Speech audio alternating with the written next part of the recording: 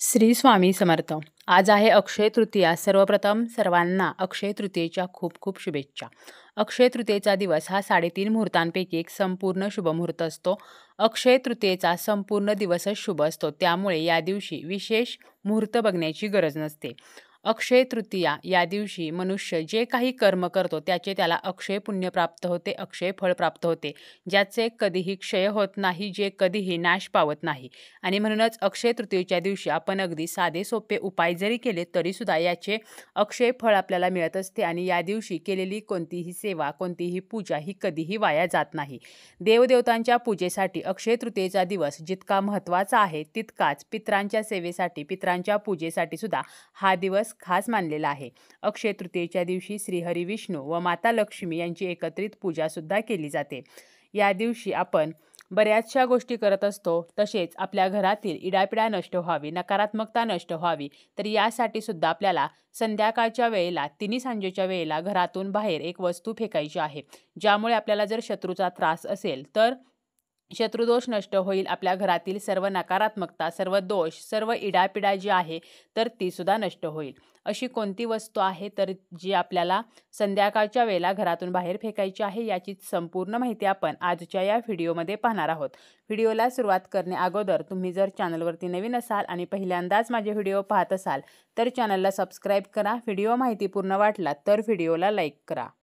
बऱ्याच वेळेला आपल्याला आपल्या जीवनामध्ये समस्यांचा, अडचणींचा सामना करावा लागतो. कधी-कधी काही ज्या समस्या आहेत तर त्या आर्थिक असतात, कधी-कधी शारीरिक असतात, तर कधी मानसिक असतात.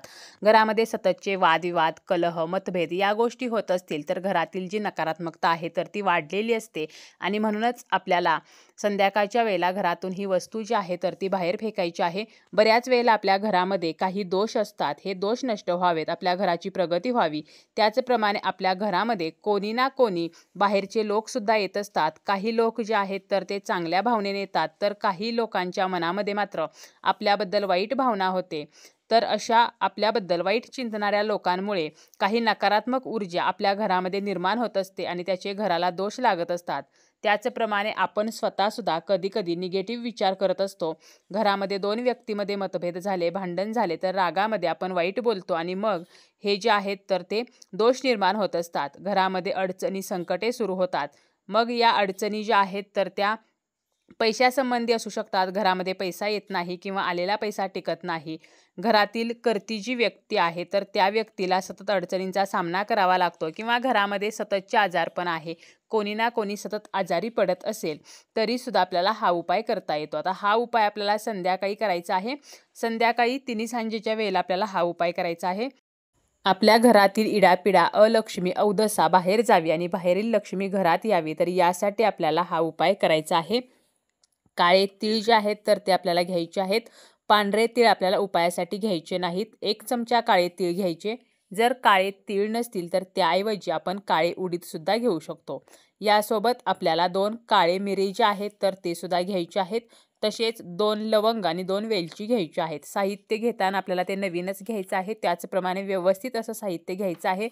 किडलेले किंवा तुटलेल्या ज्या वस्तू आहेत तर या आपल्याला यासाठी वापरायच्या नाहीत. लवंगा घेताना फूल असलेल्या लवंगा घ्यायच्या आहेत. आणि या सर्व वस्तू घेऊन आपल्याला सर्वप्रथम आपल्या देवघरासमोर बसायचं आहे. श्रीहरी विष्णू व माता लक्ष्मी यांचे स्मरण करायचे आहे.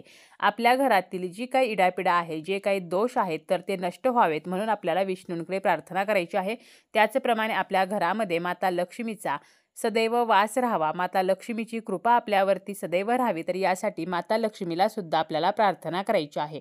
आणि यानंतर हे सर्व साहित्य आपल्याला ओंजळीमध्ये घ्यायचं आहे. आपल्या घराच्या सर्व कोपऱ्यांना आणि सर्व भिंतींना आपल्याला या साहित्याचा स्पर्श करायचा आहे. म्हणजे आपल्या ज्या हातामध्ये आपण ते साहित्य घेतलेलं आहे तर त्या हातांचा स्पर्श करायचा आहे. आणि यानंतर आपल्या घराचा जो मुख्य दरवाजा आहे तर मुख्य दरवाजाच्या बाहेर येऊन आतील बाजूला तोंड करून आपल्याला उभं राहायचं आहे. आणि मुख्य दरवाजावरून 7 वेळेला आपल्याला हे सर्व साहित्य ओवाळून घ्यायचं आहे. आणि त्यानंतर घरापासून थोडंसं आपल्याला दूर जायचं आहे आणि त्या ठिकाणी आपल्याला हे साहित्य फेकायचं आहे. चौक असेल तर अशा चौकामध्ये या वस्तू ज्या आहेत तर त्या तुम्ही टाकू शकता. परंतु आपण जेव्हा कोणताही उपाय करतो आणि जेव्हा काही वस्तू आपण फेकत असतो त्यावेळेला त्या कोणाच्याही अंगणात पडणार नाहीत, कोणाच्याही अंगावरती पडणार नाहीत. या सर्व गोष्टींची आपल्याला काळजी घ्यायची आहे. जेव्हा आपण या वस्तू ओवाळत असतो त्यावेळेला सर्व प्रकारची जी नकारात्मकता आहे, इडापिडा आहे, तर ती यामध्ये कॅप्चर होत असते. त्यामुळे याचा त्रास हा इतरांना होणार नाही. या प्रकारे आपल्याला ह्या वस्तू ज्या आहेत तर त्या घरापासून थोड्याशा दूर नेऊन टाकायच्या आहेत. आणि हा सर्व उपाय करण्याअगोदरच आपल्याला घराच्या बाहेर एका बादलीमध्ये थोडेसे पाणी ठेवायचे आहे. जेव्हा आपण घरी परत जाऊ त्यावेळेला हातपाय स्वच्छ धुवूनच आपल्याला घरामध्ये जायचं आहे.